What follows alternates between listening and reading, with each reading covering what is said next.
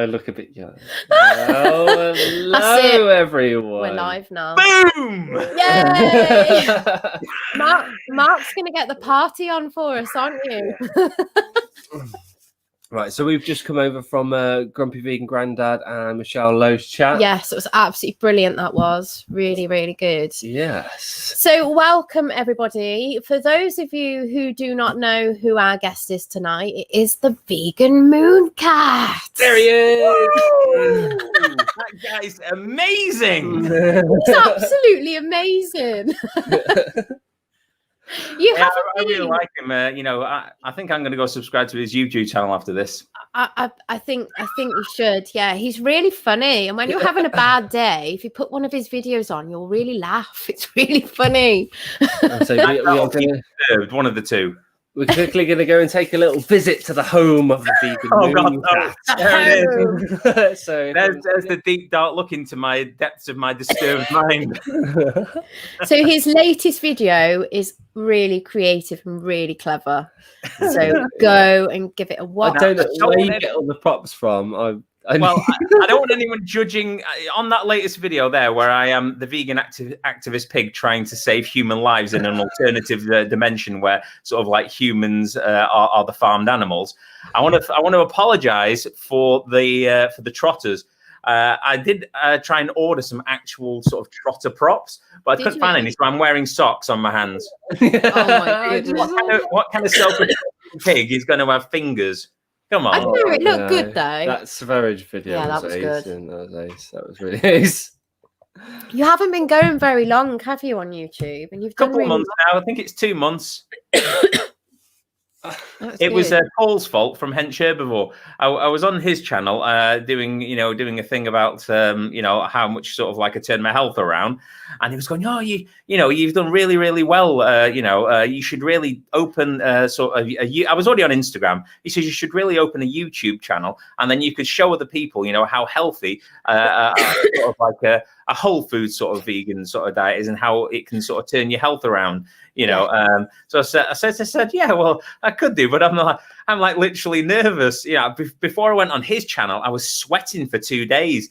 I had like butterflies in my stomach. Well, not actual butterflies, that would be cruel. But I was like doubling up a bit, and so, I can't go on his channel. No, it's too nerving. I'm just gonna like never get off the toilet.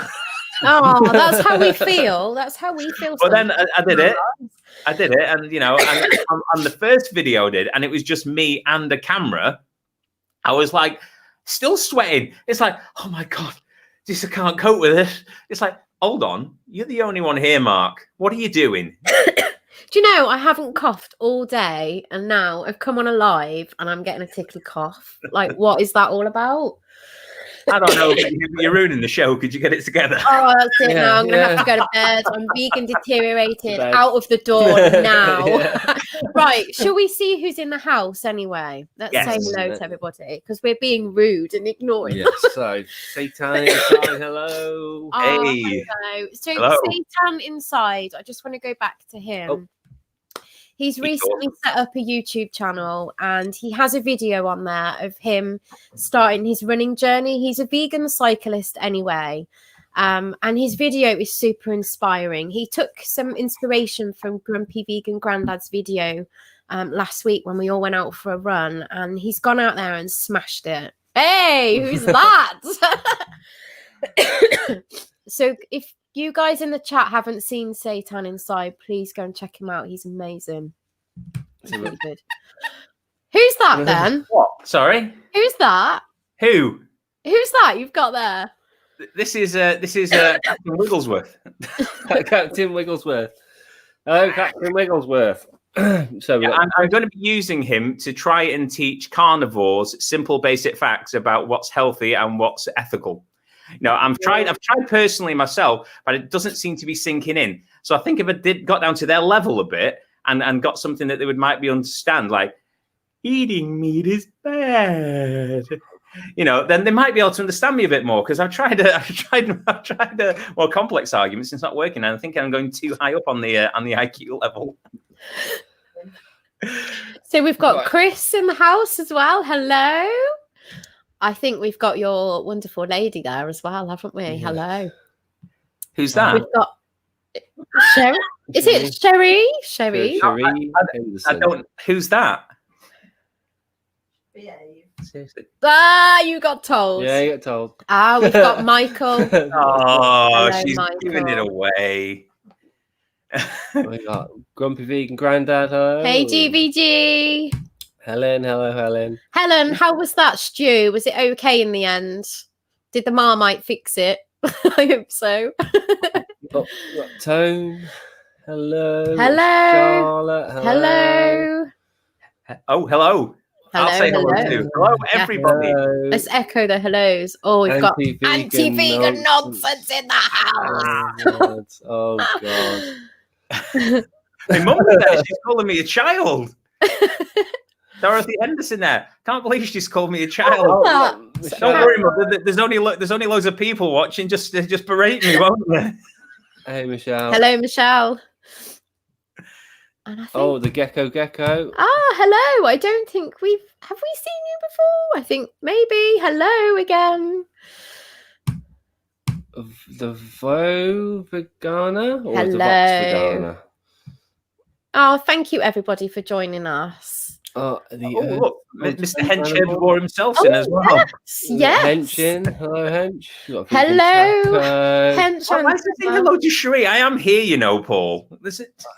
Oh, hang on a minute. The Vegan King. Everybody in the chat and here, we all wish you a happy Diwali weekend. It's a very special weekend, so all wish him a good one. Dorothy Henderson. Hello. Hello. Gemma. Hello, Hi, Gemma. Hey, hi, Gemma. Hi, Paul. Hi, everyone. Oh, there's no even There's your. lots Did I of see your people mum's in today. here as well? That's wonderful. Yeah, my mum's in here. Can you hear me okay? Yeah. Yes. Hello. Betsy Smith. Hello. Hi, Betsy. Hello. Right then. So, you crack on. You want me to Yeah, or you? Crack on. Okay, until I get a cough anyway. So, Mark, I want to know, or we want to know your vegan journey, most of all, but you've also got a really interesting health transformation as well. So, for those of you in the chat who don't know, you're about to get wowed by Mark's journey. Yes. Oh, I should say, no, I'm kidding. Over to you.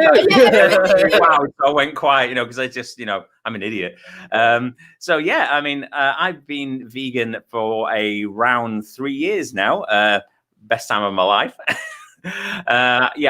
3 years ago, I was, I think my maximum weight was about 34 stone. So I was really, really heavy. And when people say, what your starting weight up was, sometimes I start about 32 stone because that was when I actually started on the whole food sort of vegan sort of diet. So, but the actual top weight was 34.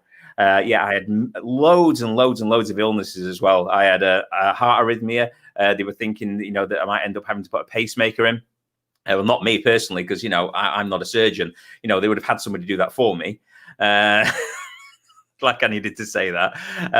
I also, I had high blood pressure, high cholesterol, pre-diabetic.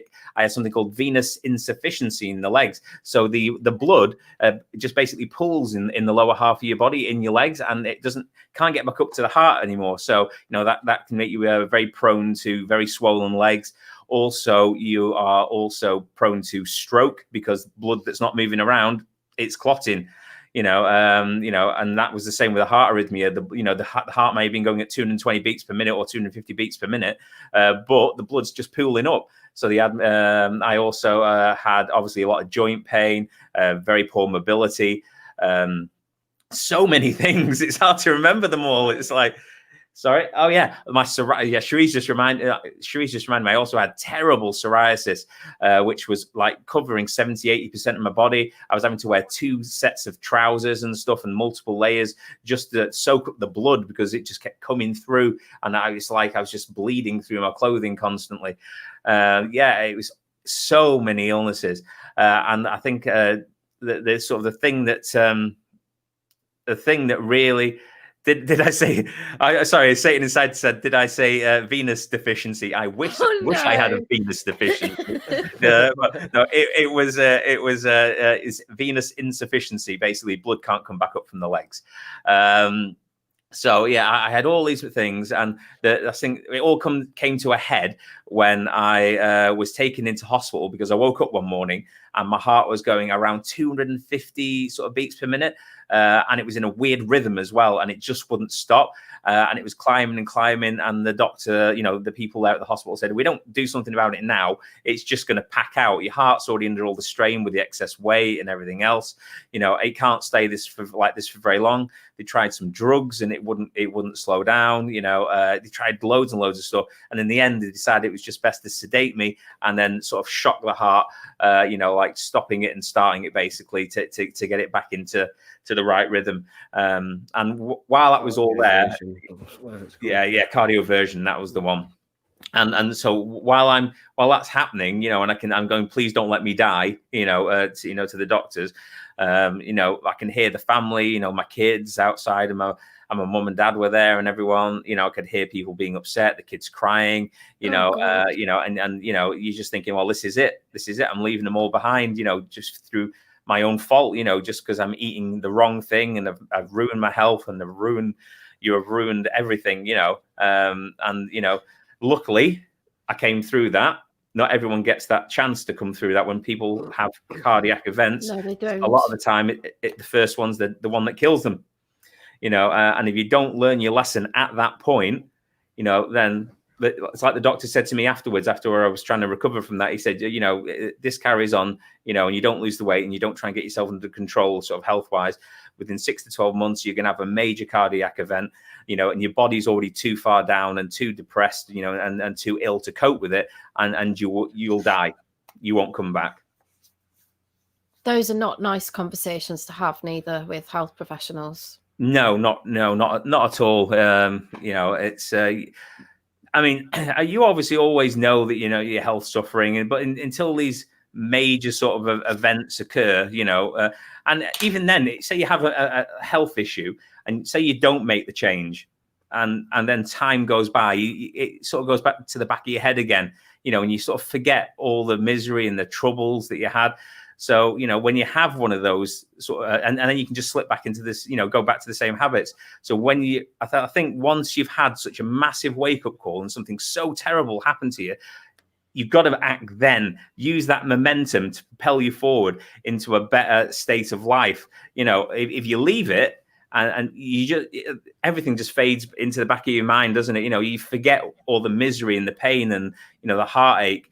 So you've got to capitalize on it there and then to move forward and fix the state that you're in. Wow. So what prompted you to go down the plant-based diet then? What made you look at that rather than all these fad diets like the Atkins? And the doctors don't tell you to go and do that. No, they don't. The doctors don't they just say go, here you go, that here's some pills. That's what they we'll do. keep shocking your heart. I mean, I went to the doctors after that episode, in hospital, and their only advice was, stay on the blood thinners, stay on the beta blockers, Yes. It's just the kids running riot in there. Stay on the beta blockers, stay on all these other medications to keep everything under control. And it's really just treating the symptoms that you've currently got, and not the actual trying to get to the root cause and fix that issue. Exactly. It's treatment over prevention. Yes, exactly. That's exactly where we were at. So I was looking online because I didn't get anywhere with the doctors. It's just like, we'll keep taking these pills. You'll stay alive for a bit longer, but you probably going to die at some point.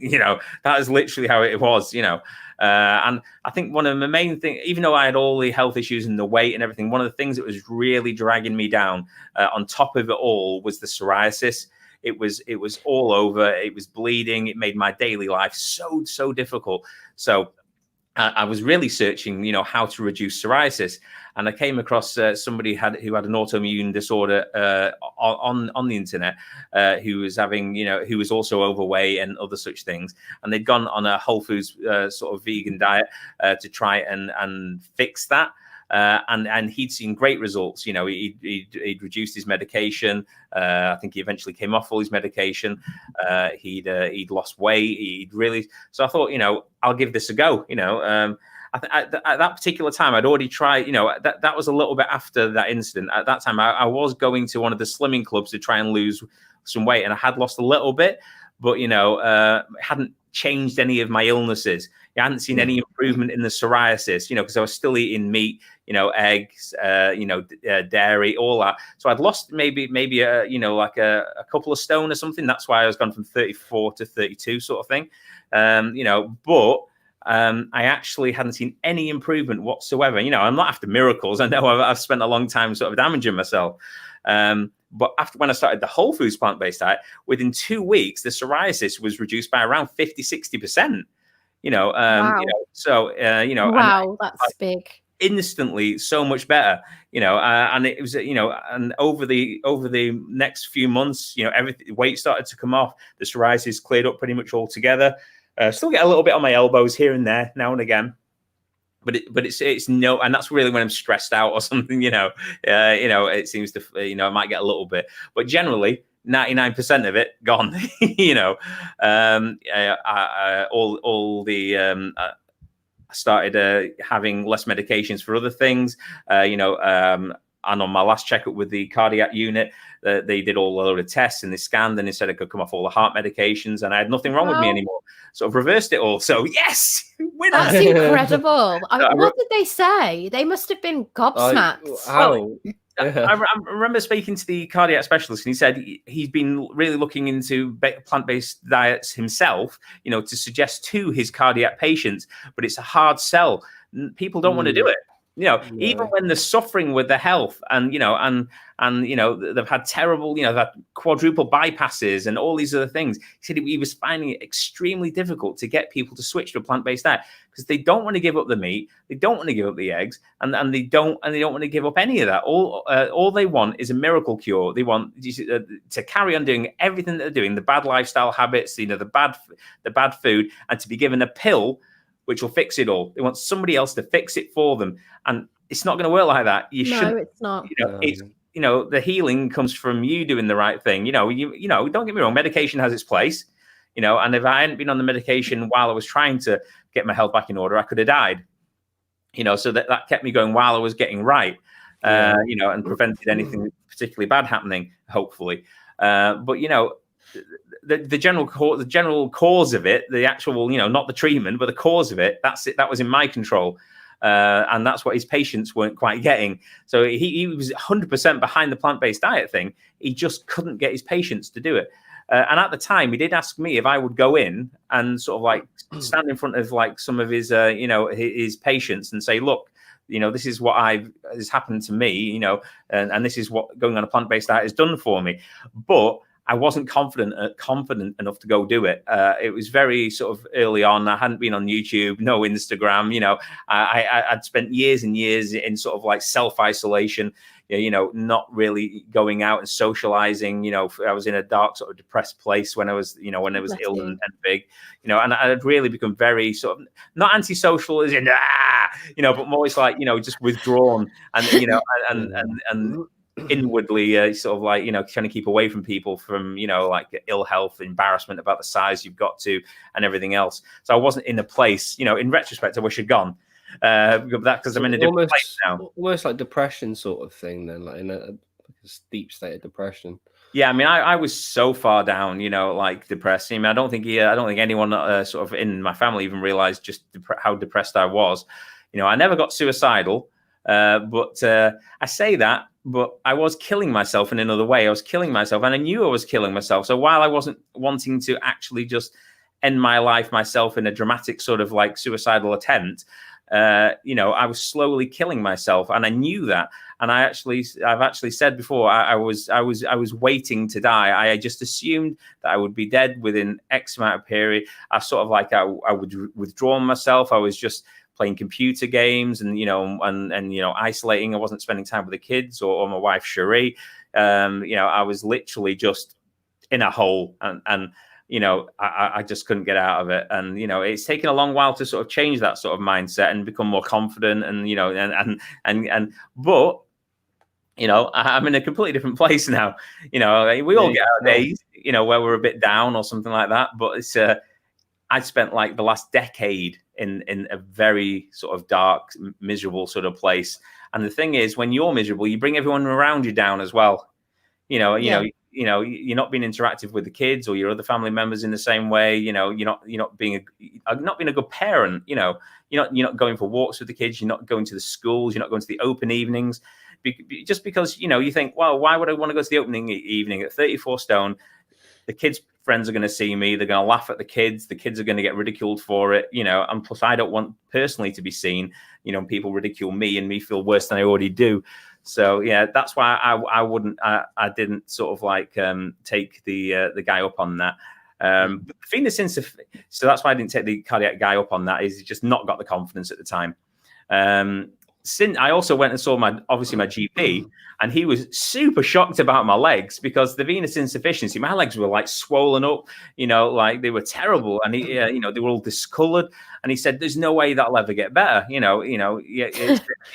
if you lose sort of weight and stuff like that, that's going to stick now. No, it doesn't. It's all gone.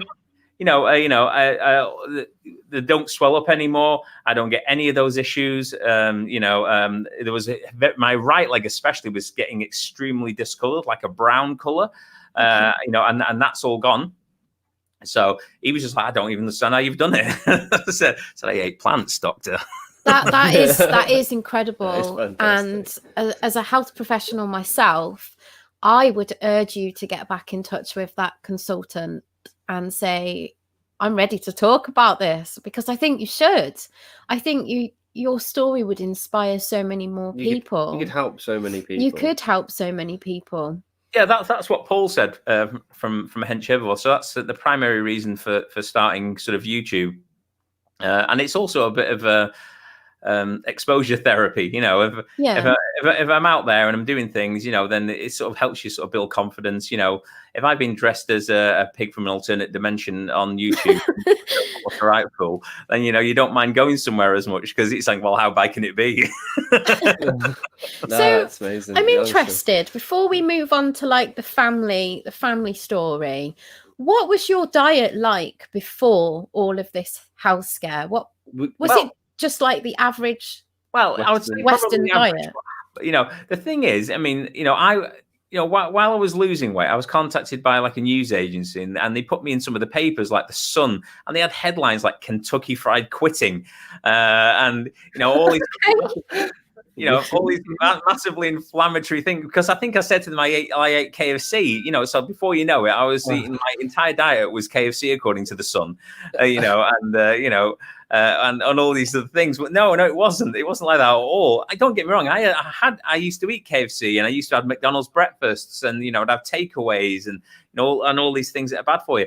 But it's surprising because I think it ended up I was like 7,000 to 10,000 calories a day. Wow.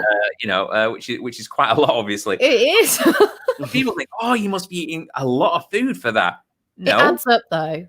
Not really. I mean, it's not really sort of like a massive amount of food when you think, well, more than I should be eating, obviously. When you look at a McDonald's like sausage and egg McMuffin, like double sausage and egg muffin with a hash brown and whatever, you're talking over 1,000 calories just for that.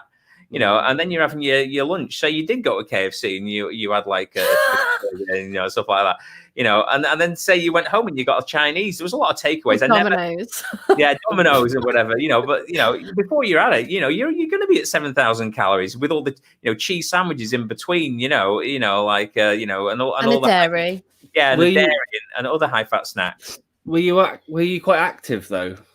Or were you just eating that and just? No, I had very, very small amount of activity when I was eating that bad. I was in a lot of pain, to be honest with you. With everything, my back, my knees, and not to mention everything else. So I was very, very static. very, very sedentary indeed. Not now, but I definitely was. Kebabs. Thanks, mother. You were a kebab lover once. I was a kebab man, actually. Yes. Yeah, kebabs. There's a place near us. I won't mention them, but I don't want to give that place any advertising now. But their kebabs were like this sort of circumference, about this long, wrapped in a giant naan. You could feed like 4 people off them, but I get one in. Giant naan. And it's terrible, and it was full of all the poor animals, like chicken. It had doner meat in, which is like lamb, isn't it? And all sorts of beef. It was crammed full of animals. Basically, it was like one of the worst things that I could think of nowadays. But yeah, I had a terrible diet, and but as I say, it mounted up. I mean, you try 10,000 calories in a plant-based diet. You'd be there all day. I say, have you been to Vegan Camp Out at all? No, but I'm hoping to go next year. You better be there next year. There's a kebab store there, vegan kebab store. I can't remember what it's called. Donna Summer.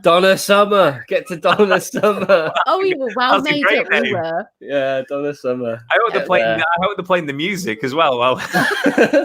It was really good. There was a couple there, good. I think. No, good, kebab things. No,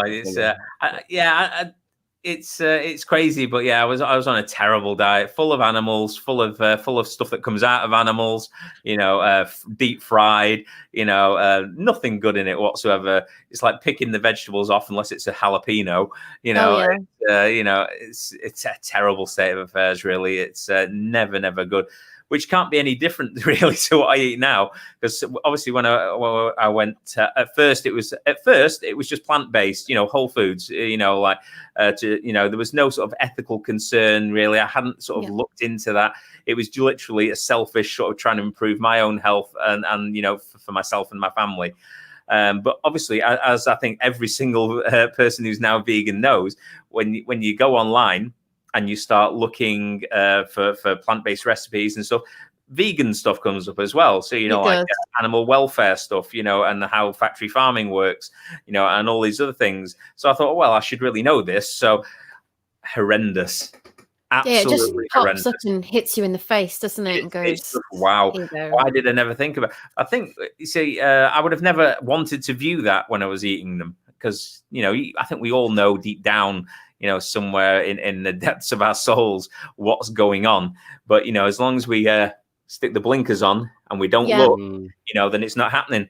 That's why I know people and, and I'll talk to them about it. Well, don't talk to me about it. Don't talk to me about it. I'll say, well, look at no, don't show me. I don't want to see it. Don't send me anything. I had that today with somebody I was chatting to who, got quite triggered by something that I'd posted on my social media. And, I sort of gave the opportunity that you can delete me if you want to, but, maybe watch Land of Hope and Glory to actually see what it is that we're all actually talking about. And it was, no, I can't watch that. But I can't do much more than that, can I? Really? No, not at all. If you're not going to see what it is we're all going crazy about, then don't comment, don't have an opinion. That's it. I mean, the thing, if it's not good enough, what's the phrase? If it's not good enough for your eyes, it's not good enough for your stomach. Exactly. So I think I've heard Paul say that before. So yeah, it's and it's true, and we know it's not good for anything. That's why we never knowingly go and check it out until. But once you're vegan, once you're on a plant-based diet, you've got no reason to sort of hide from it. You're not going to feel any sort of emotional sort of like bad reaction towards yourself because you're not doing it anymore. You won't sit there and go, oh God, what am I doing? Because you're not doing it. so you can look into it then without sort of like worrying that it's going to shine a spotlight on you and show you what you're doing bad because you're not doing it at that particular time. No. So how did you get your family on board with you, especially with your kids? Because how many kids have you got, Mark? I've got 4, and it involved. It's amazing. You can get them next day. They're called thumb screws, and you just attach. 4 kids as well. Oh my God, 1 is hard enough. Yeah. Total respect. Thank you. Well, Sheree, my wife, she went vegetarian at first. She had trouble giving up milk and halloumi, which were the two dairy items that I think she mainly, and it wasn't like she was drowning herself in milk and bathing in it like Cleopatra. She was having it in sort of on a cereal in a bruise, and then I think the other thing is as well, even if you just take that out of the equation, you switch to say like oat milk, which is what she did, and you give it the cheese. You have to pay so much particular attention to things that you buy in the shop that you would normally just mindlessly buy. So you'd normally buy this biscuit or these packets of crisps, or you'd buy this particular favorite thing of yours, but you can't do it anymore because you like this at the packet. You have to check then, and I think that's where Cherie was a bit worried. She constantly would have to check everything, to see, because they put milk in everything. It's like, why is milk in my bread? Come on, people, get a grip. It's in sweetener tablets as well, the little Tic Tac tablets. I couldn't believe that. You're putting this in all these places, so that's what makes it even more difficult, for somebody. And she hadn't made any ethical connections yet. She hadn't watched anything. She was just seeing the good sort of health results I was having. So she made that initial sort of step by going vegetarian. As did my eldest daughter. She was 19. She did the same. She went vegetarian. But she didn't, and it was just like halloumi, and it's like this the cheese. It is the cheese, isn't it? Cheese. It is the cheese. That's what it is. It's like cheese. It's the casein that's in it. It's just highly addictive. Casomorphine addiction. Yeah, it just gets the opiate sensations going. That's what it does. So I've got to ask though, what before we carry on, if it's okay, Paul, why have I been naughty? I can see in there you've said I'm being naughty. Yes, what is that comment? Now I've got like my mum, and I've got muddy paws asking me what I've been up to. Smack his bum. There it is. He's a liar, that guy. Oh dear. You are quite the IT man, though, aren't you? No, I know nothing about IT. You know nothing. I am an IT guy. I've done that for like the last 20 odd years. So I'm normally pretty good with that sort of stuff. Grumpy Vegan Grandad, he's been smashing his new PC with a mallet constantly, so it won't work much. It doesn't surprise me. I'm not too great with IT. Mark charged me £2,000 for this computer he built, and it doesn't work. I don't think I've ever charged anyone £2,000 for a PC. Oh my goodness. Oh, hang on, here we go. No, look at this. That is true. To be fair, what's that? I mean, computers, me, oh yeah. I don't know what happened, but a few nights ago, I realised I couldn't get onto my Instagram, and I was sort of locked out of everything. And then it soon sort of became, I was like panicking that we'd been hacked by an anti-vegan or something like that. What it is, I think I'd somehow got my password manager wrong, and it had locked me out of everything and said that all my passwords were leaked.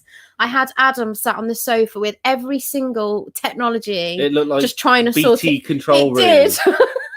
And I was like, I can't do it. I was having a stress attack over it. Is this like before when you said your headphones didn't work? Yeah, and it wasn't plugged in earlier. The number one thing is check cables and connectors. I'm actually trying to deflect it to you rather than me. So now you've been the naughty person. Oh, but I openly admit it. I'm awful at technology. Yeah, I think it's the first rule one. I think it's check cables and connectors. Yeah. And you work your way in. Okay. Yeah. Anyway, where were we? We were talking about your kids, weren't we? Going vegan. Was it? So Cherie and my eldest daughter, Cherie's obviously not one of my kids; she's my wife, and they started off like that. But and then my eldest son William, who's now 15, he just flat out researched it a little bit himself on his own computer and said, "That's it, vegan, done." And he hasn't looked back. He's as strict as can be. You bring something new now, he's going, "Who's checked this?" myself to make sure. My son Tom initially, when he was, he'd sneak the odd little bit when he was maybe at school or something, which, I told him, I can't stop because I'm not there. But I'd rather they didn't. My daughter Bella, she's a rebel. That one, she's like, I'll do whatever I like. Sod off, father. But even she's now she's managed to get a grip of a 10-year-old mind, and they're all vegan now. So everyone just switched. And I think it also helps that I refuse to buy anything with animals in or anything that comes out of them. It's my money, my house, and I don't care. At the end of the day, the kids can be a bit dumb. Let's face facts. They look for us. They look to us for direction. They're not fully formed. They're going to take in a lot of the ideas that the parents have. So if I tell them that, I don't do it, but you can do it. If you want to eat, like Haribo, or you want to eat a sausage, it's fine, then they're going to take that as, well, if he's letting us eat it, we know he loves us, and he wouldn't let us eat anything that was doing us any harm or anything that was harming others. So it must be okay. But if I'm going, I'm absolutely not buying it. I don't care what you say. It's like, you're not having that. You're not having that. The reason is it's bad for your health, and it's bad for the animals because they have to die to make it. So you're not getting it. And that's just it. If you get older and you leave and you decide to eat them, then I can't stop it. Unless I come around and kidnap you and keep you for another couple of years till you behave again. That sounds like a good plan.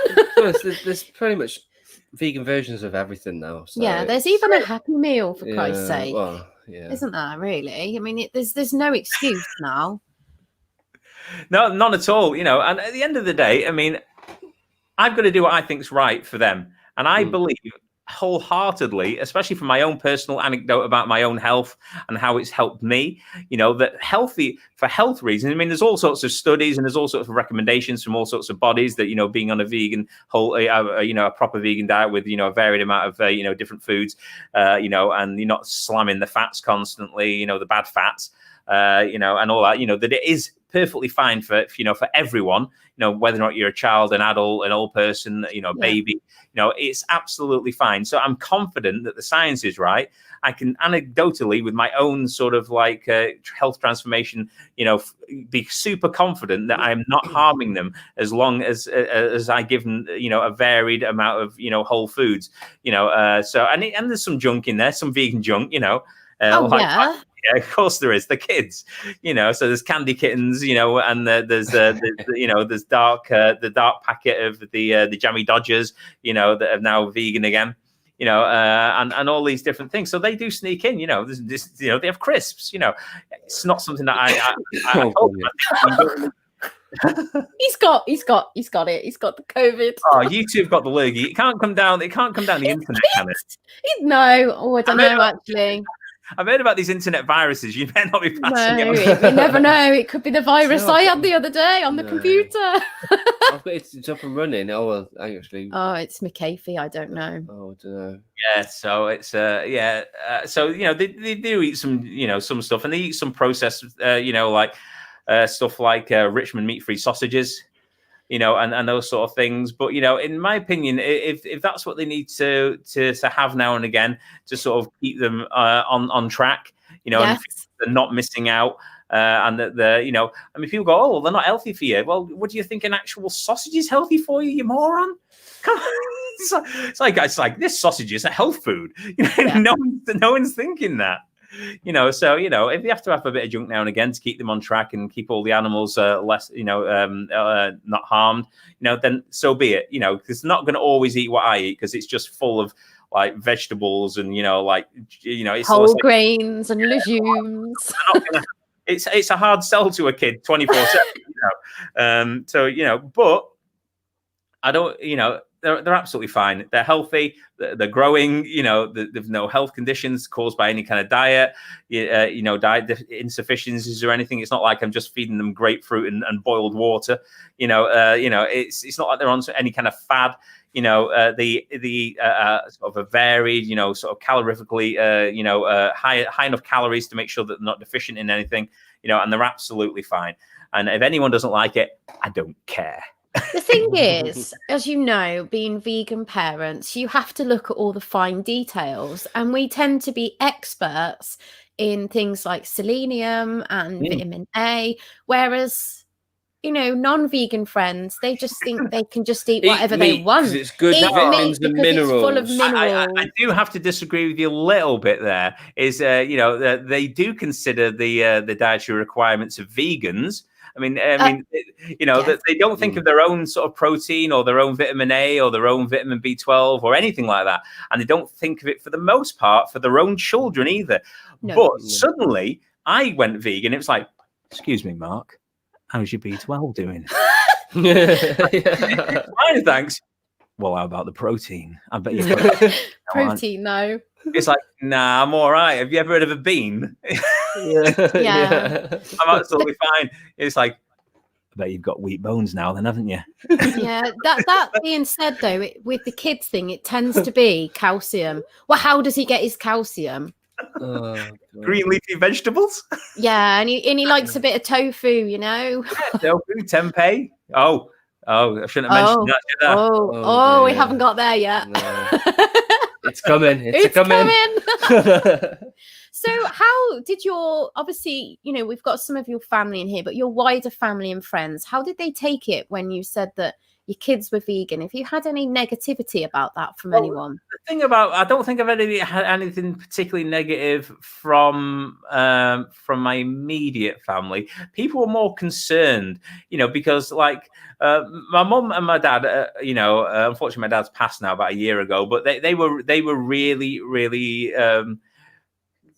I think initially they were very happy that I was getting healthier, but they're obviously from the generation where, you know, being on a sort of a vegan diet isn't a thing, you know. So they were always told when they were growing up that you had to have milk for calcium and, you know, all these different things. So that's been ingrained in my mum and dad for 70, 80 years, you know. So that was a hard sell initially. You know, they weren't telling me not to do it. They were just saying, make sure you're healthy, make sure you're getting enough of whatever you need, you know, don't be ill on it. You know, but as soon as this, after a while, and they see that you're doing well, and you know the weight's coming off, and your health is improving, they're 100% behind. Well, they were always 100% behind me, but you know, but then they realised that it was a good way. Unfortunately, I could never get my dad to really increase his fruit and veg content too much. He was never a fan, you know, whiskey and me. But you know, yeah, but my mum, she's in her 70s, and she now doesn't drink any more cow's milk. She's on oat milk. You know, she's given up meat and fish, and she doesn't eat eggs. She just stays to plant-based foods now. You know, and I'm hoping that means that now my mum is on that. You know, obviously, she's not harming animals, which is the big one, but she's also hopefully not harming herself. So, you know, as long as she's calorifically taking enough food in, you know, on a vegan diet, you know, then she's going to be well and hopefully around for a while. And I love the fact that she's in this chat, by the way, because that just shows she's really like IT savvy as well. And I love that. Yeah, she's really, my mum and dad were always good with IT, you know, it's like, apart from passwords. Passwords. I think everyone's don't look at me. Apart from passwords, that was their Achilles heel, really. But you know, my son William, he's got a sort of he's on the autistic spectrum. He's got you know, Asperger's. It's not like it's like debilitating for him, but it means he's got certain sort of like reactions to textures and different things, you know, and whatever. And he was always underweight. He was always underweight because he wouldn't eat this and he wouldn't eat that. And when he went vegan, he was still like that. He was still like limiting foods and not eating. He wouldn't eat a chickpea. He wouldn't eat this. But I've said to him, look, if you want to stay vegan, you're gonna have to eat these foods. Otherwise, you're gonna be unhealthy, and I won't allow it.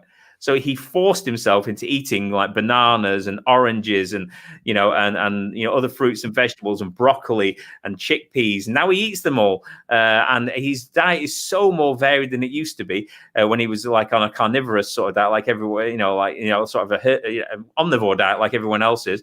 But he's also now come up to the right weight. So, you know, as opposed to losing weight and suffering terrible deterioration of being a poor, helpless child in a cage with a stick of broccoli in his mouth, you know, actually come up to the right weight, and it's not harmed him in the slightest. If anything, it's the complete opposite, like it was with me. It's improved his health. So all Michelle good. Lowe. I was pretty much very not. I didn't like fruit. Fruit? At all. You eat fruit? No, it was very You thought it was poison? Yeah, you wouldn't see me eating fruit. Any sort of or fruit. A salad. I think as far as blueberry. I think I'd eat a blueberry in a muffin. Well, I can't grumble with blueberry muffins are pretty tasty.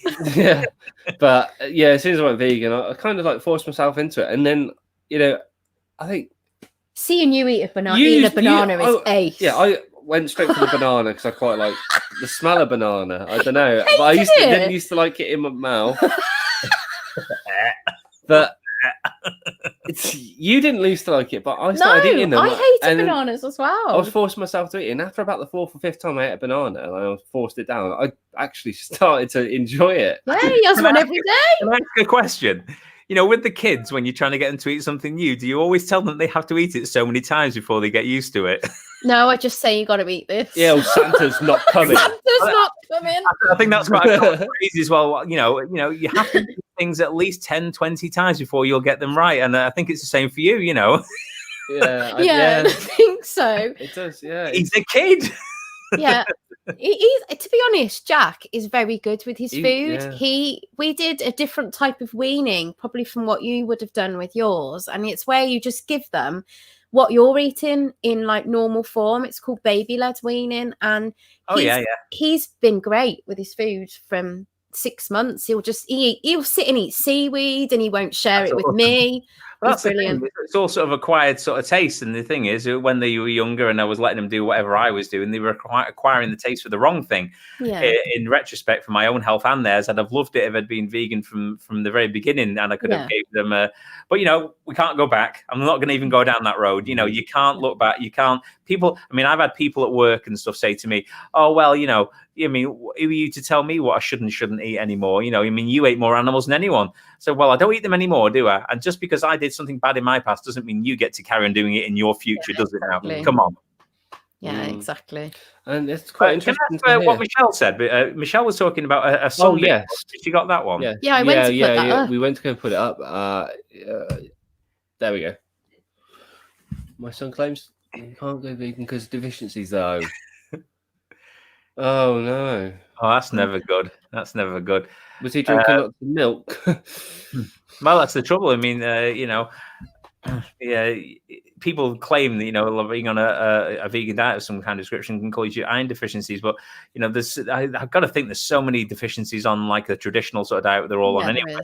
It's just that they're not paying attention to it, are they? For the most part. But that's the other thing with animal-based products. So even if you're sort of like not iron deficient, you can get iron overload, can't you? Because of the heme iron, and that can be absolutely terrible for you. So obviously I'm no expert on these things, but as far as I'm aware, the plant-based iron is much more manageable by the human body, and it's what we should be having. And Michelle, I have the same, and I've never eaten animal products, so not animal flesh, not products. So my iron levels were pretty good. I've got a video coming soon of my vegan deterioration. So yes, do look out for that. That should be interesting. When I can blood tests butter someone up to do me a video. Yeah, should be good. Yeah, I'm not going to give too many details, but do you reckon anyone's asking any more questions in the old chat there for what us? I'm going to do is I've got a couple more for you, and then I'm going to get everybody to start firing up their questions, because I want to ask you what your experience has been like with schools, because for those of you in the chat, you might know, especially if you watched Michelle Lowe's stream the other week, that our initiative is to approach the schools across the UK to find out what their understanding of veganism is and how they are ensuring that vegan children are inclusive at school with an adequate nutritious menu, and that they're not being discriminated against. So I told you, didn't I, Mark, about our little idea, and you said that you would be awesome. I've got for supporting us. You got it all. Yeah. So how has your experience been with school with your children? Well, obviously, I've got some kids in. I've got my daughter who's still in primary, and I've got my other two who are in. What did they call it now? Did they still call it? High school. Is it high school? I keep trying to call it secondary school. I think it's secondary now, isn't I had a 3-tier system. I did. Yeah. So one in the younger schools, one in the older schools. So well, a couple in the older schools.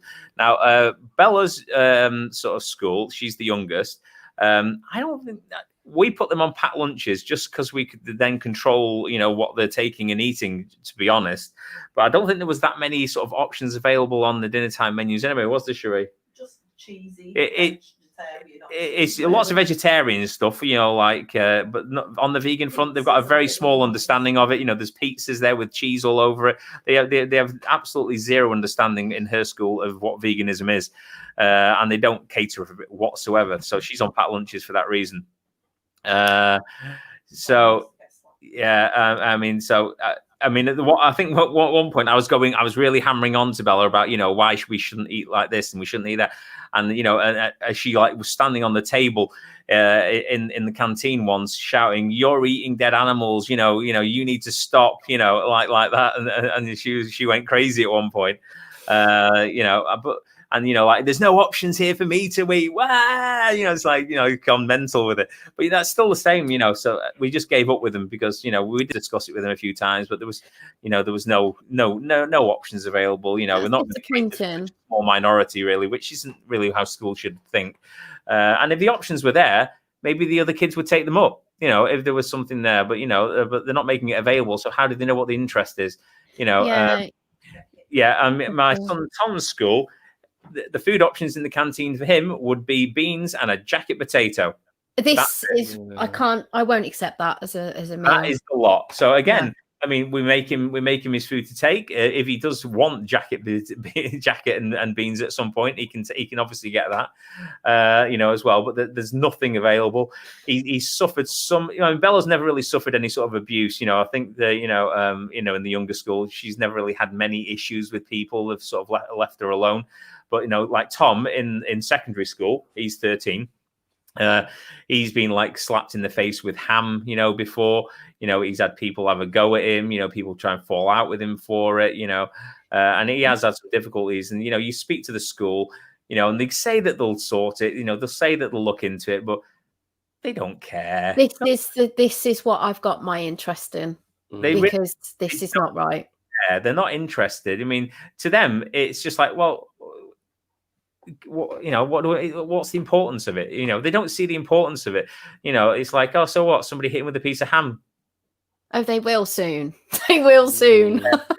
They don't see it as a thing. They don't realize that it's not just a matter of he's being hit with an inanimate piece of food that he doesn't care about. He's being hit with a dead animal in the face that he knows has suffered and died, to be where it was. So it's more than just something hitting him. It's not like somebody's just hitting him with an inanimate object. They're hitting him with something that is, emotionally disturbing to him due to the fact that he knows what it used to be.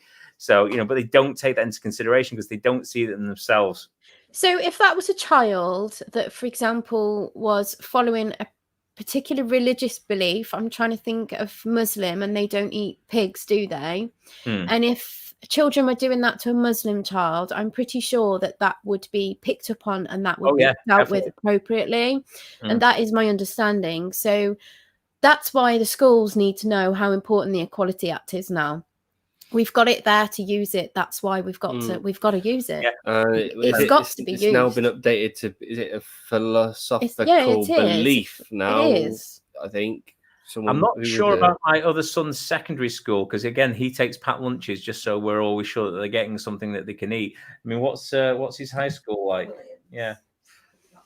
Again, it's just chips and stuff. It's very limited. There's no healthy sort of whole foods. It's always apart from obviously like jacket potatoes and stuff. Yeah. But it's always the same thing: the jacket potatoes, the beans, and the chips. That's about all you're getting. And there's no sort of impotence to sort of move that forward in any way, because it's seen as a sort of a fringe thing by them, isn't it? Really, they think, and they don't understand the importance of it. They think it's a dietary preference. If you had a nut allergy, oh yeah, they already do that though, don't they? They don't let you take peanut butter or anything into schools. They're on it or if you've got an allergy, but you know, if it's like when I've been in personally, when I've just been into a supermarket and you know you look on the fresh bread aisle and I say to like one of the assistants, can you tell me whether or not this has got like milk in it or something? They get out the allergy book and they're looking through it and then they go, oh, are you allergic to milk? I said, no, it's I'm just vegan, don't want to have it. All right, the book's there then. Yeah. He's like, have a read of it. I don't care now. But you know, if they're worried that you're going to go away and you're going to have a reaction, they're like, oh, let me check for you. Oh God, let's not have another one. Yeah, we don't need anyone passing out on the bread again and having a reaction. Oh, your lovely lady has just said that we need to take this up nationally. Let's do this. We need an EpiPen. This is why we want to do it, because our kids need us to do this for them. Yeah, because we're in a world now where more and more people are going vegan, more and more people are having vegan families, and it needs us, I think, with social media, you know, platforms to take it on and do it together. I honestly think if we can all pull together, we can. I mean, that's the thing. If make a difference. If we're going to sit here and we're going to say that we want a vegan world, and obviously that stems from the children, and we need to make the children's path to veganism as smooth and as easy and enjoyable as possible. If all you're saying to them is you can only go to school and all your friends are eating pizza and they're eating this and they're eating that and they've got chocolate puddings and they've got all that, and you can have some beans and a spud, you know, they're going to go, yes. No, thanks. I'd rather eat dead animals. Yeah, probably. You know, it's going to be a lot more difficult for them, you know, and it's also an unfair. You sort of like giving them a much harder childhood, really, you know. So as you say, you know, with the initiative that you've come across, etc., to try and find out what's going on, you know, and everything else, you know, it needs addressing, and it needs addressing, you know, pretty soon. Yeah, definitely. So just in reply back to your mum, because she said, have I never eaten meat? No, I've never eaten meat or fish. Myself and my sisters were raised vegetarian. So yes. Vegetarian in the womb. Yeah, vegetarian in the womb as well. Yes, because mum was veggie. So but final question for me, and then we'll start having a look in the chats. You know what's coming, don't you? Jack being silent self-defense. Yeah, we want to get him on something like that. Definitely. What's that? I mean, I talk about used momentum and weight. Oh, I don't know, but we'll do something. Talking about self-defense, my two lads were being bullied. You know, just especially my eldest lad William, and it wasn't necessarily because of veganism at the time. It was because it was before we were vegan. It was because he was just like a different sort of child because of his, like his autism. And I enrolled them both in karate, jiu-jitsu, and MMA style fighting. Oh wow! I think he needs to start doing like that. 10 hours a week learning it, and it took about a month before they stopped bothering him. Yeah, my youngest brother, he's got Asperger's as well, and he suffered a little bit of bullying at high school. I was in sixth form at the time, but yeah, I helped. You know what I've really found? Sorry to interrupt. One thing that I've really, I think is the key thing when a child at school is being bullied, it's because they won't stand up for themselves because they're afraid of being hit. You know, this is what my theory is, and they don't want to be hit and they don't want to be hurt. If you send them to something like martial arts or something else, like that, where they're getting hit in the face 1,000 times a week, with protective headgear on, then the thought of somebody actually hitting them doesn't bother them anymore. So they'll stand up for themselves easier. I'm not saying that they need to be beating someone up 24/7. That fear of physical harm from the bully is what stops them for the most part standing up for themselves. So once they've I don't want to say it about a kid, but once they've been to a controlled class and they've taken a few blows, that no longer holds any fear for them. So even if it's just verbally standing up for themselves, they'll do it because they'll go, back off. I'm not interested. You're on sod off. And he's holding his fist up going, yeah, well, I was hit 20 times last night at self-defense. What do I care? Go on, get lost. Mind you, he's 3 and he does throw a good few punches at you, doesn't he? Yes, especially if I'm asleep and I refuse to get up. Oh, he's like hammer fisting that. Like, get up, Daddy, get up! On my face. Wake up! Yeah, she stood there laughing. No, I'm not. Hold on, are you sure it's him? Because you're half asleep. It could be Danny giving you. No, it's not me. I'm usually up making coffee and like, yeah, come with on, her phone come out on. recording it. Like, this would make a great Instagram story. No, I wouldn't do that. Play this at the 18th. Yeah. Right, Mark, you know what's coming now. Tofu or tempeh? Go on. Depends on the scenario. I was getting ready for that. It's the undisputed winner. For me, even though I do like tempeh, because I think tofu is more flexible, because you can blend it up, and we've made quiches out of it, and it's you can do all sorts of stuff, yeah. Tofu. Is that your final answer? No, 50-50? No. I'd like to phone a friend. Hold on. Sheree. Oh, okay.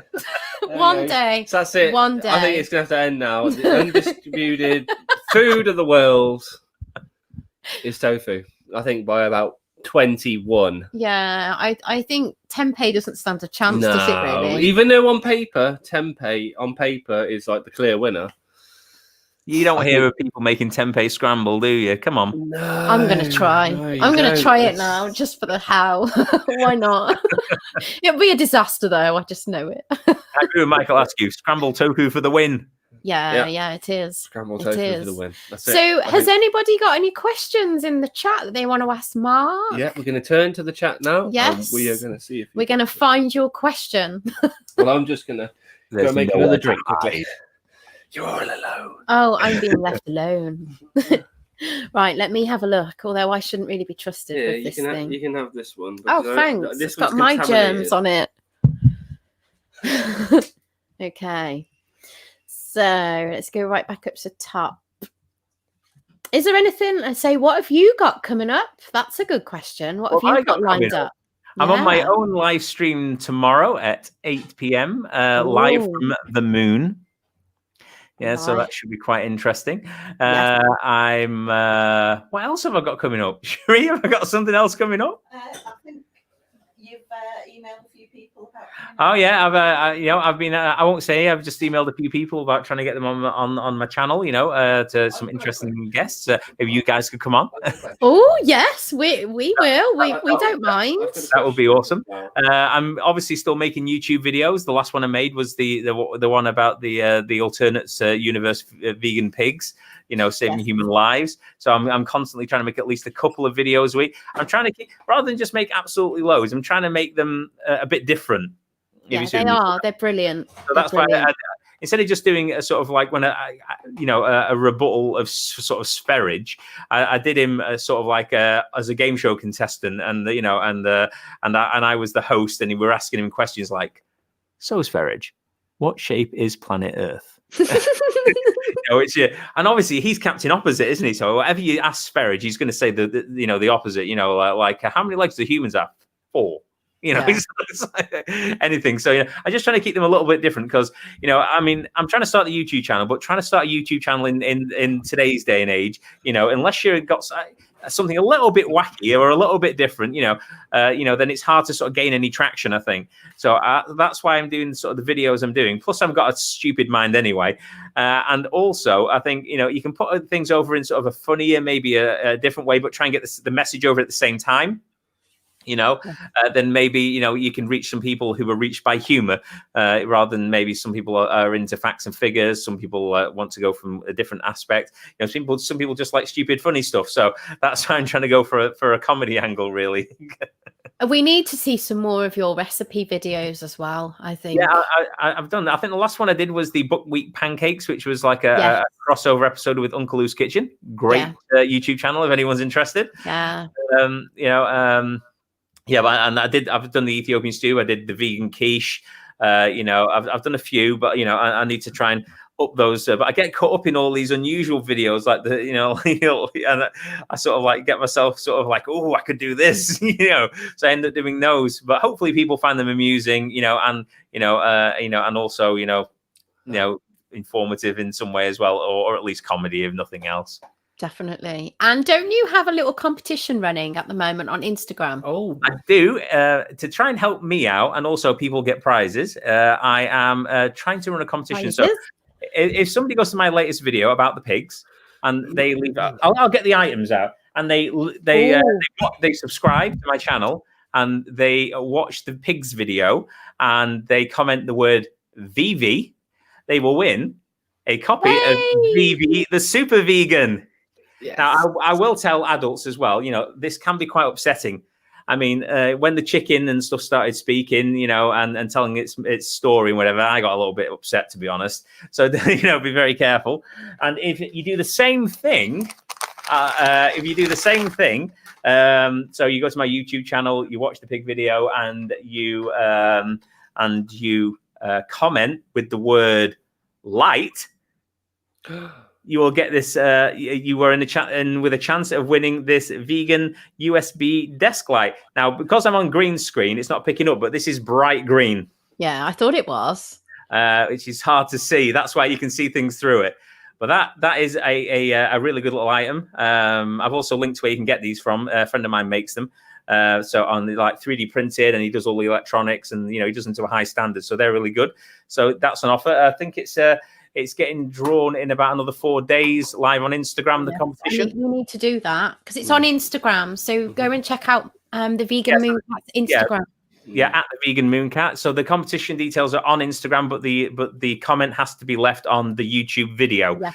And then I'll get all those comments. And as long as you've used the word light, if you want to win this, or VV, if you want to win the book, then I'll draw them in the date that's on Instagram in about 4 days. If you win, I'll send it out to you. Yay! That's ace. I say. So we've got a few questions. Have you seen this one? Do you eat all the same meals, or do you cook different meals for the children?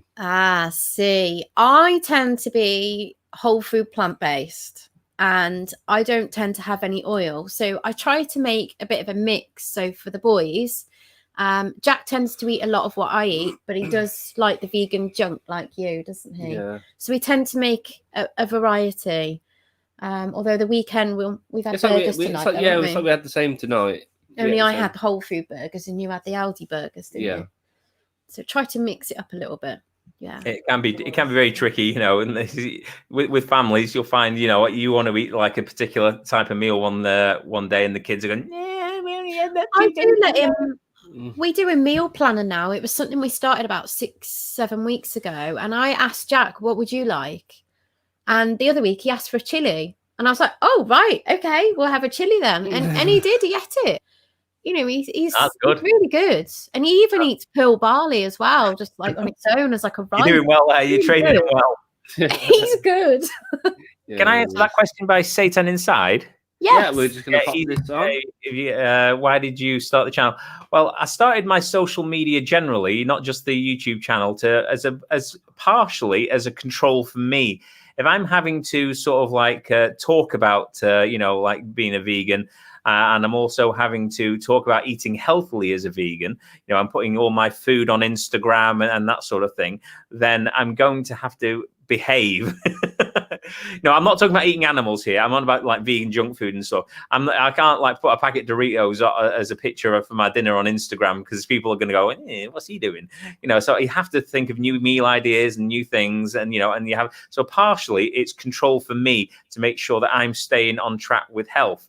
The other reason is I've had a massive health sort of like turnaround, and I know there's other people out there who are like poor with their health, who are in a terrible way, and they don't know where to turn, and they're in the dark place like I was.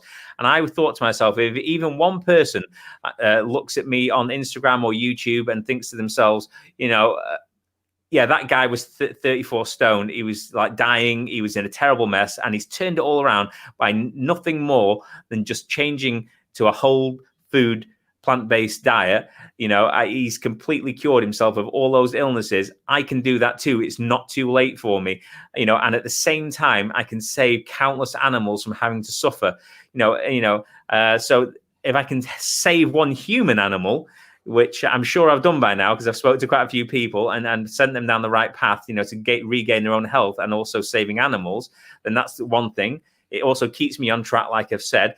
And also, I feel I've hurt so many animals in the past with my previous way of eating that if I can influence people into not doing the same as I did, or you know, or turn them off, you know, eating animal products, you know, and go down the vegan road, then I'm making up for some of the harm that I've caused the animals in the past. So it's like a 3-pronged sort of thing. That's why I started that.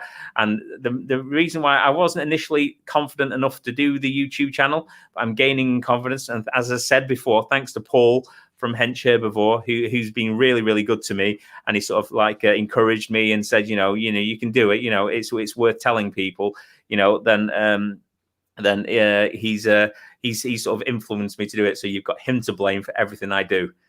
And he is a great advocate of the whole food plant-based thing. He is, and he's also, you know, unlike a lot of the, you know, the fitness people are out there who you know you only ever hear talk about, you know, like the diet side of it. You know, no, he doesn't. He talks about the animals, and he's open and he's honest, you know, and he admits the fact that, you know, initially he did it for health, like I just admitted, and I think a lot of us do. Yeah. But then now he's there for the animals. You know, and that's one of his primary sort of focuses as well. You know, and I think he's like me. He wants to sort of make up for, you know, for some of the harm that he used to do when he was consuming a lot of animals.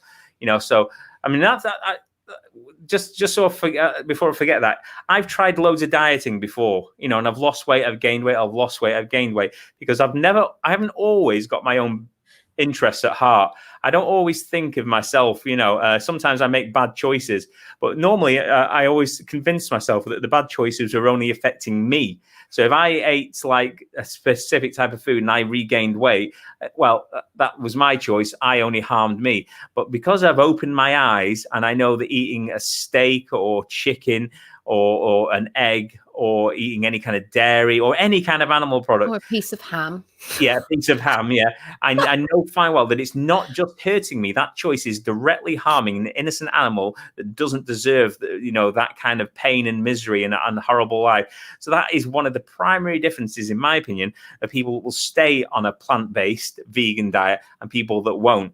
You know, because as long as, if it's only ever about you, it's easy to go back and make the wrong choices again. Yes. If it's about others, if it's about the animals, if you've made that connection and you're considering them in every single purchase you make, then you're not going to you're not going to find it easy to go back. You know, it's like, I don't want to mention the guy, but I will. But, you know, like John Venus, you know, man, baby Venus, you know, he never really thought of the animals. It was all about money. It was all about him. If you listen to some of his videos, it was me, I don't want to do this. This wasn't working for me. He never mentioned the animals hardly ever, you know, you know, and that's why you find it so easy to flip-flop backwards and forwards like a crazy guy. So, you know, that sorry to go off on a tangent, but I think opening your eyes to the animals is one massively beneficial way for you to keep yourself on track. Yeah, I think opening your eyes to the animals as well. I mean, it was always about the animals for me. I didn't necessarily watch any of the footage until actually recently. We tried at the start and it was more of a, for you, wasn't it? What's that for? We watched Earthlings. But recently, it was a few months ago, we watched Dominion, and that's changed me as a vegan now. I'm definitely more active and more focused. It needs to be watched. And personally, I mean, I know it's not a popular opinion, and I think I've said it to you before. I think it should be played in schools. Yeah. I know people don't want it, but you know, but it's the truth.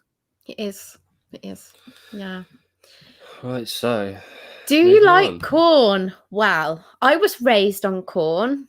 And no, I don't like it anymore because I've seen there's so much better stuff out there. I mean, I don't tend to like the mince versions, but I will have TVP now and again, buy that in bulk.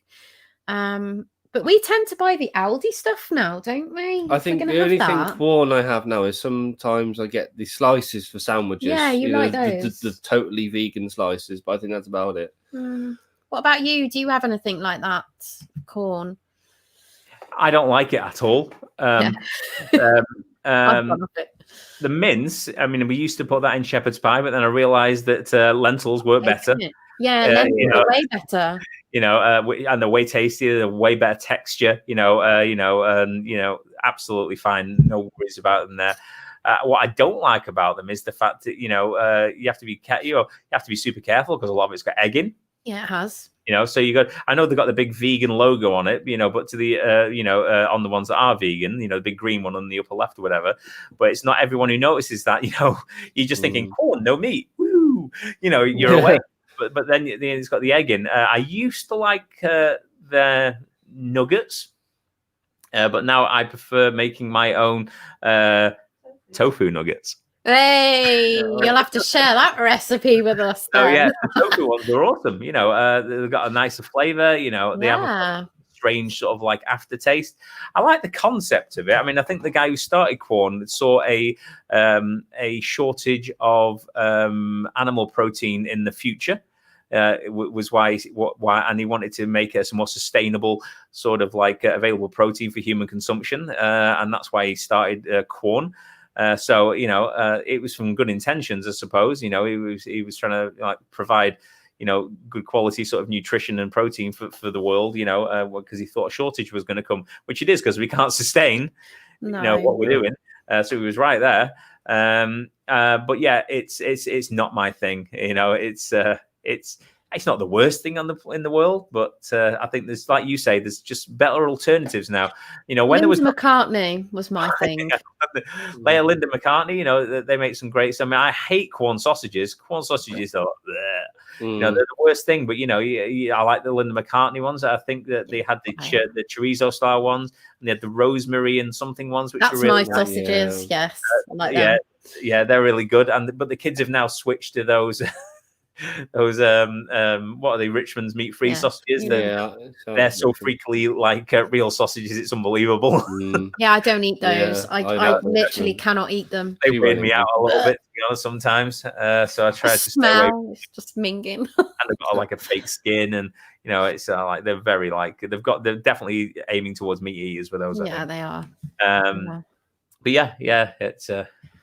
Oh, thank you, Muddy Paws. Do you know why the sparkles are all about? Because I'm trying to hint that it's coming up November now, and I want to get the Christmas tree. It's my birthday first, and then we can have Christmas. No, I want it up. When's your birthday?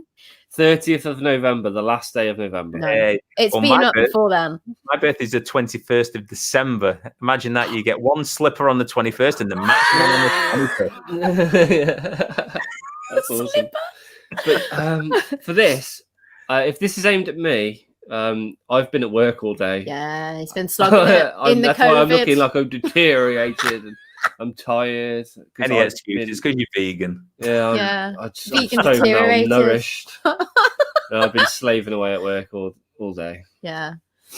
But no, I thought I'd make a bit of a sparkle I could tonight. do with a shower, to be honest. I'm sorry, people. I wonder why Danny was pinching her nose. Yeah. It stinks. No, I'm knackered. Because you've got a cough. It's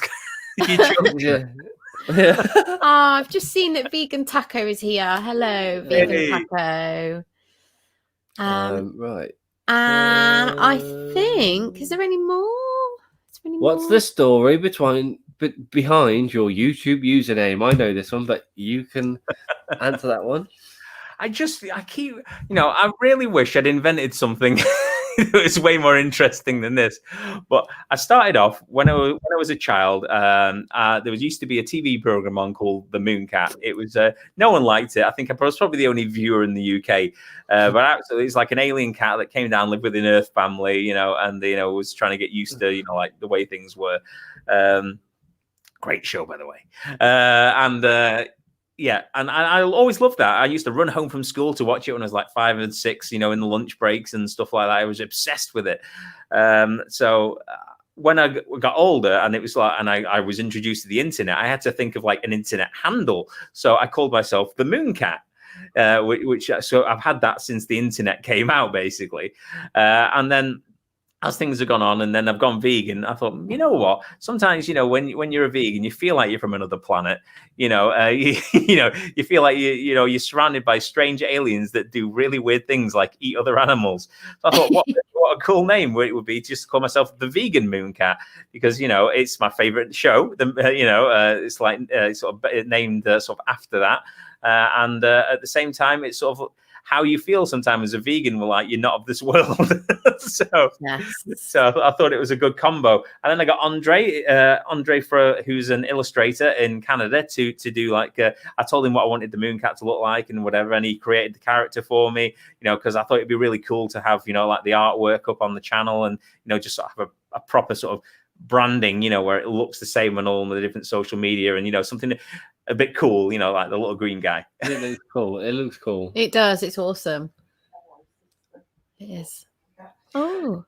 What's Michelle saying? Is she saying something about the Mooncat? My sister loved Mooncat. Yay! I'm not alone. There's a little comment there that says, "Hello, anti-vegan. Should we give them a wave, Mark? Because apparently we've got 11 dislikes. So I thought we'll give them a wave. It's so nice to see you guys. Yeah. Thank you for all that you do. You're really kind.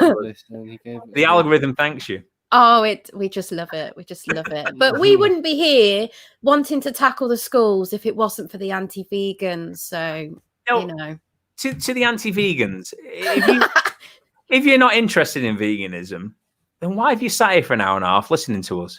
Well, yeah. Why don't you just go away and have a good think about your life choices? But yeah, as the or if you're there and you've got anything you want to ask, ask a question. The stream down. Why don't you put a little question in the chat there, and we can have a little talk, and instead of just like, I don't like you vegans. I tell you what they get triggered by, though. They get really triggered by vegan children. That's what it is. Oh, plant-based Leon. Hello. Hi. Hello. He's as mental as me. I love him. As soon as lockdown ends, we're coming up to Old Brum to come and see you. Yes, we need to see this guy. He's awesome. They do get triggered by vegan children. You're absolutely right. Because that's what it is. That's what it is. It's just like interaction. Yeah, that's exactly. It is interaction. It is. I feel so. I wonder what kind of miserable lives they have. Oh dear. Well, they clearly aren't having as much fun as we are tonight. No, they're not. So we can ask them some questions. Come on, you come in here and we can have a chat. Yeah, come on. Come on, you can even jump on the stream if you want. Yeah, come on, you're on the stream, anti-vegan. Let's have a chat. Mid-balls. An unofficial super chat. I don't think we can get them yet, but we have set up a PayPal, and we have recently set up a Patreon, but we haven't actually properly sorted that out yet. It's sort of like I'm laughing for a ball ache, actually. Yeah, we've half-assed it. Yeah, we will get around to doing it. Yeah. I'll tell you what's really weird. I mean, I don't know about you guys, but when you're trying to do different things, and you're trying to do like the channel, and you're doing all sorts of things, it can. Cherie's laughing at something. It can be quite time consuming to do everything you're doing, and there is a cost in there, isn't there? Like you're buying like equipment to do the streams with. You're doing all the different things, to put the documentation together that you guys are doing, for the schools. So when you open like a Patreon or a PayPal, it's not that you're trying to grab money. You're just trying to say, if you're out there and you're of a like mind and you want to support what we're doing here, maybe you could like help us out. So, and I spent a lot of money trying to like you guys probably have, like getting the lighting and the equipment and the artwork and all these different things and the props. And so I opened a Patreon and I put a PayPal link in there, and I haven't pushed it. I haven't pushed it at all. I just stuffed it in there. And some guy said, "Oh, you're just like all the other vegan YouTubers, no. You just like the cash." I said, when you've spent like $3,000 setting up and you've got like 4 kids, it's not a joke, So I just said, if anyone wanted to help out, but I'd never pushed it, not once. But it's just like, well, why do you care? They haven't gone to your house and said, "All right, turn out your pockets, mate. I'm having something." It's not. So yeah, it's like we originally started this out just to like show our journey into veganism, but it's evolved. It's escalated so much more than that. It's gone from 0 to a 10 very quickly. I think the idea, so the vegan teacher, Ruth, she had an idea for our school project that I thought was incredible. And it was about, at some point when everything is, then we get in some data and we can see what the schools are doing, about getting hampers in the schools and thanking them for what they're doing with like Vivi the Super Vegan, Ruth's book, This Is Why We Don't Eat Animals. And I think if we do something like that, we do need something like a patron probably put together really to fund that, because that's going to cost money, isn't it, really, at the end of the day.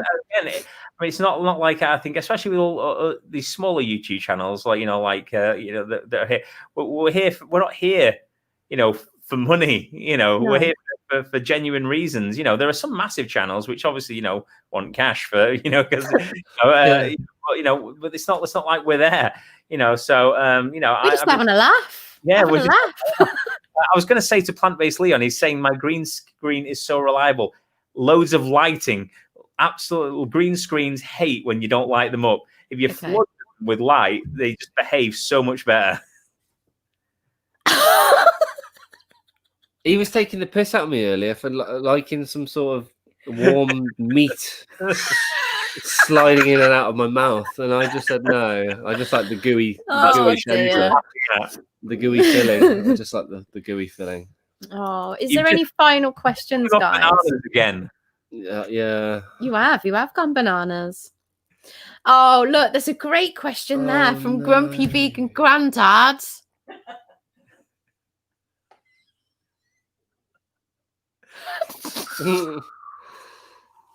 Yeah, we'll go past that one. I honestly thought he was going to do it then. No. Oh, you spoiled sport. How's the song go? It was something about if I had a combine harvester, I'll give you the key. I would give you the key. Yeah, that's the one. He really gets into it. What, into the accent? Yeah. yeah, do it. I'm actually gutted now. It's come on. Yeah. Nah, he's not going to do it. It's too late for that. He's out. I'll wake him up. So plant-based Leon has put about plant-based options for us at school for Jack. Well, Jack is only 3, so he's not yet in school, and this was the issue that it was really. I don't know what we're up against, and I want to make sure that when he goes to school that it is adequate for him. So I don't know, and the families that we've been interviewing have sort of given us a 50-50 really to what the schools are like. So hopefully we can all change it together. Definitely. Can I just say as well to Satan Inside, who said, when are you joining the vegan runners? The answer is never. Oh, where's that question? Yeah, the reason being is I'll be quite honest, while I've seen dramatic improvements in my health, I spent so many years so big. My knees aren't they're a lot better than they were, but they're not super great. So if I go out cycling or something, I'm fine with that. If I just do walking, I'm fine. If I start putting any massive amount of impact on them, they do start to hurt. So, I try to, don't get me wrong, not like they were. But I'm trying to keep these poor old knees in the best condition I can keep them, so they last a bit longer. What's this? So plant-based Leon, if you are interested, then by all means drop me a message. We are basically going to be sending out a letter. I don't think I've actually got anyone in your area anyway, so that'd be good. To all the schools. And it doesn't have to be all the schools in Birmingham, but lots of different schools or around the surrounding areas, to find out what they know. So drop me a message and give me your email address, and I'll send the letter to you. So yes. So I think we're coming to the end. I think so. It's been a really, really good stream with you tonight, Mark. It's been brilliant. Thank you very much. I've enjoyed being here. So much I've fun. got one more question. Is it about bananas? It can be. No, I need to ask you.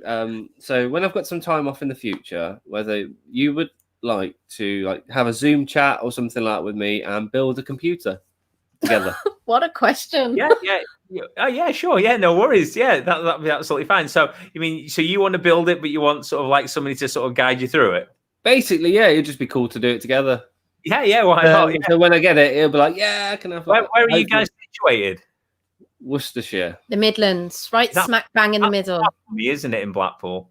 Quite far, I think. Is it quite far? I don't know. It's quite far. You're up northerly from us, aren't you? Yeah, I'm in the capital of England, Blackpool. So we are not far from Birmingham. Oh, it's not that bad then. It's not that bad. I mean, depending on what goes on with this lockdown, we could always sort of like do it in person at some point. If you want. I want to meet everybody. That's why Vegan Camp Out's got to come next year. It won't be complete until I get the vegan Mooncat sticker on it. I can have one of those. Yeah. Oh, look at this. Look at this before we go. Thank you for coming on and sharing your story. Thank you, UK Vegan Family, for hosting. Thank you, everybody, for coming to watch as well. It's been amazing. It really has. It's nice to see. I mean, it's great because I know a lot of the names and stuff, and these people are awesome. They're always so positive, and and such great people. I mean, it's amazing, really. I mean, when I was in my previous state, I never saw much sort of light in the world, and I always thought of everything as quite dark. But since I've been vegan and I've been speaking to so many people, sort of online, on YouTube and on Instagram and in-person vegans, we're all awesome. Yes. And is there going to be a vegan camp out? Well, our tickets were from this year and they've gone for next year. So fingers crossed. We looked at it. They are selling tickets for it. They did say they were running out, I think, did they, Sheree? So it's called the Vegan Camp Out and it's on Instagram, Facebook. You can Google it. And I think the tickets are about 50 quid. And I'm not lying. It is incredible. It's incredible. It was supposed to be over. Was it 4 days? 3 days. It was supposed to be over 3 days. Yeah. Are you guys taking the kids? Yes, because we stay in the family camping, and I think there's going to be a lot of us who's going to club together all around that area. So bring the kids. You should. There was a family that had a pizza oven. Yes, and we walked past, and they gave us our pizza. Like, pizza! Here you go, some pizza. Vegans are awesome. Yeah, it is. So we'll be there next year. Well, hopefully, we want to get everyone on here. If we're all there, we're going to get our tents and we're going to just make a massive cul-de-sac. A field full. Like a filled cul-de-sac. I like the sound of it. Yes. Yes. So that we can just all have a great laugh. Yeah, we in will. the cul-de-sac. A great laugh, definitely. We might get a rendition of the song. The Combine Harvester. The Combine Harvester? Yeah, rendition of the song. Yeah, we might do, Yeah, we might do. Maybe with some alcohol in him. Yeah, definitely some moonshine. Moonshine. And bananas. Well, thank you very much for coming on tonight. Yeah. It's been I really appreciate you guys having me on, and hopefully, I've never had anyone on my channel before, so maybe you guys could be the first one and assist me through these difficult times. Yeah, no, so we would be more than happy to do that. Definitely. Awesome. And thank you to all of our moderators in the chat tonight, and thank you for everybody for being here and watching us. And next Saturday we've got Tina Newman with us, and we're going to be talking about the schools project and obviously Vivi the Super Vegan. So yes, we'll see you all next week. Yes, and go and do Mark's competition. Yes, she's great, Tina, isn't she? So yeah, it's I saw her on the Grumpy Vegan Granddad's sort of live chat. Yeah, she seems super interesting. She's brilliant. Really good. Yes, go vegan. # go vegan. Peace, guys. Take care. Everybody. Bye. Thanks for listening.